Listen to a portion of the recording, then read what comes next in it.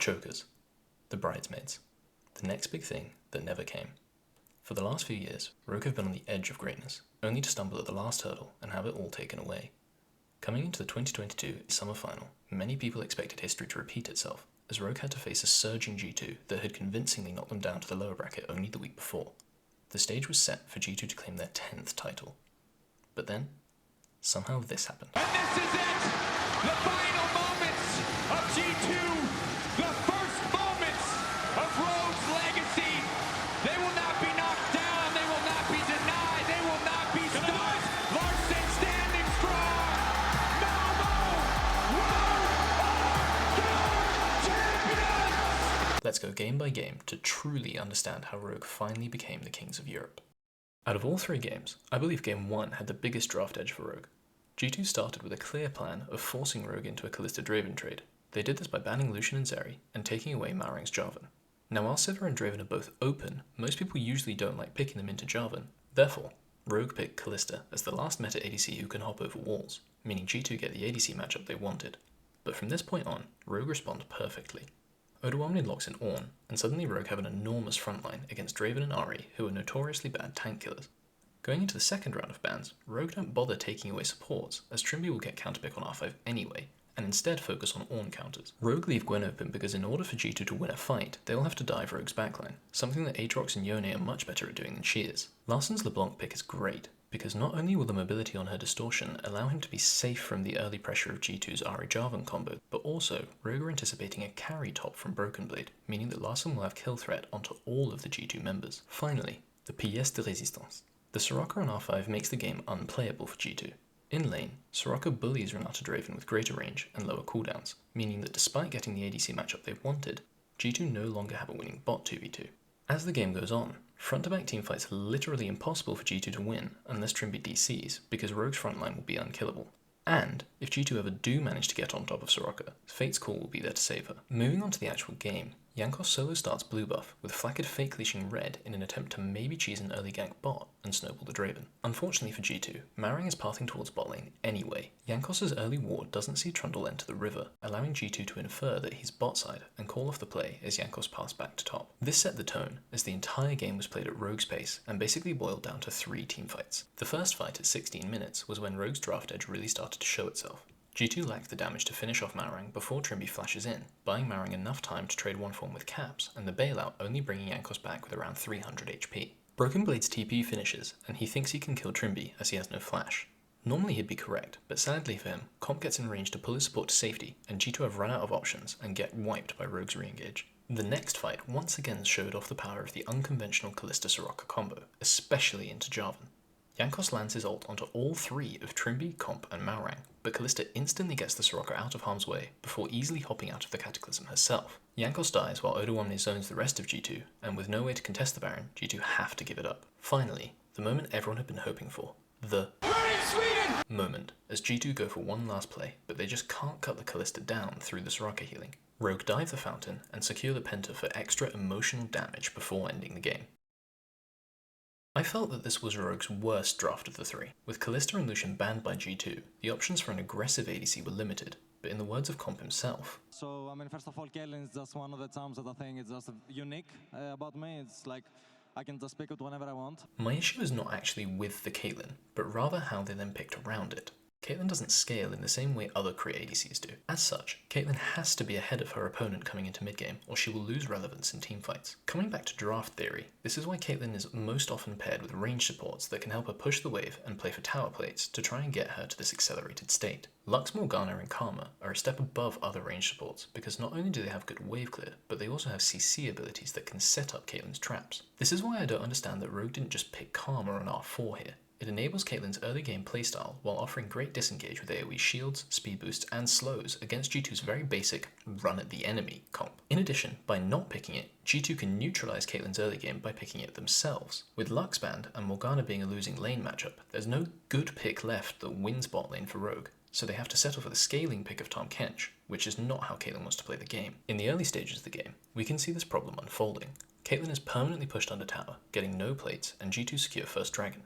This is a nightmare early game for Caitlyn, and if something doesn't change, Sivir will easily outvalue her in mid-game teamfights. In an attempt to fix this, Rogue double TP towards topside with a cute use of Trimby's Unsealed Spellbook to try and secure Caitlyn the Herald, and with it, the injection of gold she needs. Unfortunately for Rogue, Targamas makes use of the pressure they've had all game to come topside, stop the Herald take, and force Marang to retreat on very low HP. However, this is where G2 dropped the ball macro-wise.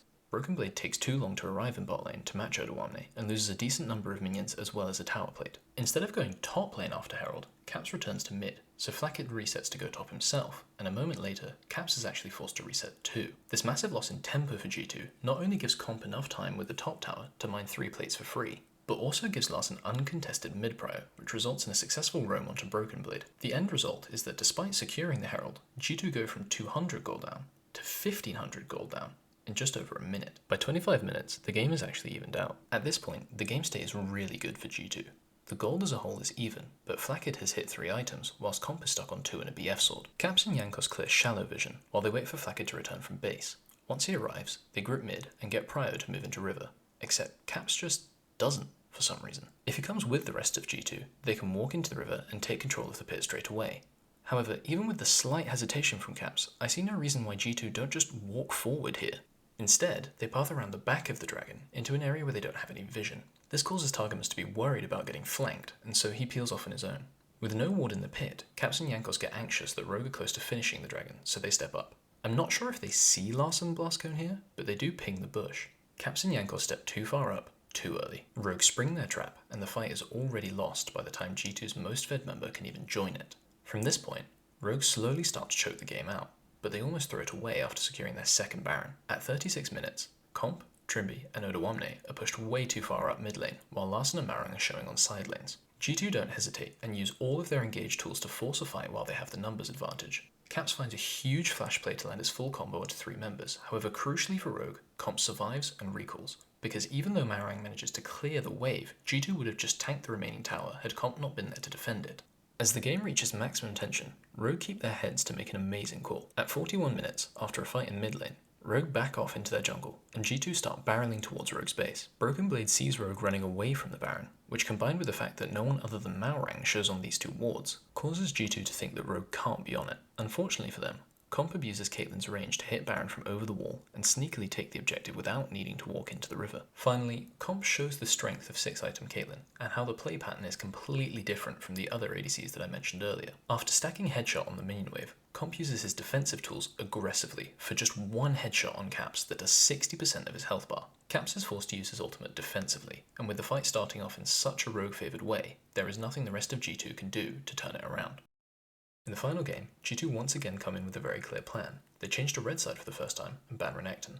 This puts Odoamne in a position of having to blind top without any covering bans, because if he waits until the second round, he's at risk of getting pinched out. While he could just lock in Ornn again, he decides he doesn't want to with Aatrox and Yone both still available, so instead he takes the Aatrox and Broken Blade chooses his preferred counter of Fiora, setting G2 up for a 1-3-1 style comp. Because Rogue's comp is a very standard teamfight with double carry, double bruiser frontline, and an enchanter, the only other thing I think is worth mentioning in this draft is the Zeri pick for G2. I think taking the Sivir would have been better because an ADC's main job in a 1-3-1 comp is to safely wave clear mid while your side laners try to pressure objectives on the other side of the map. And Sivir fulfills this role way better than Zeri does. At 6 minutes into the game, despite getting double counterpick, both of G2's solo laners are actually losing their lanes, and G2 realise they need to do something, so Caps does Caps things.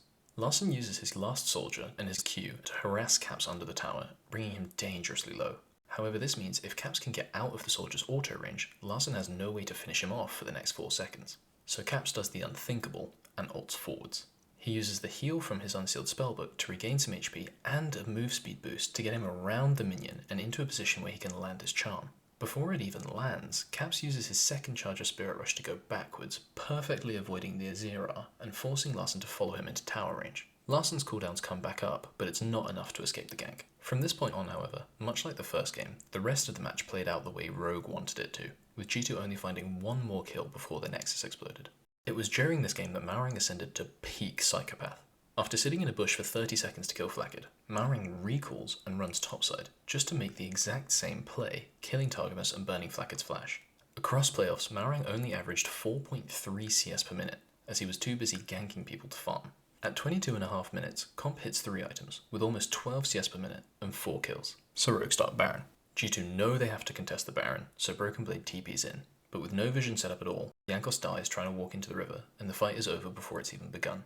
Rogue take no risks, and calmly and methodically end the game in under 30 minutes. Thanks for watching, and if you like what you saw, consider liking and subscribing, because there should be another video coming out within the next week, and then hopefully there'll be a bunch of videos coming out during Worlds.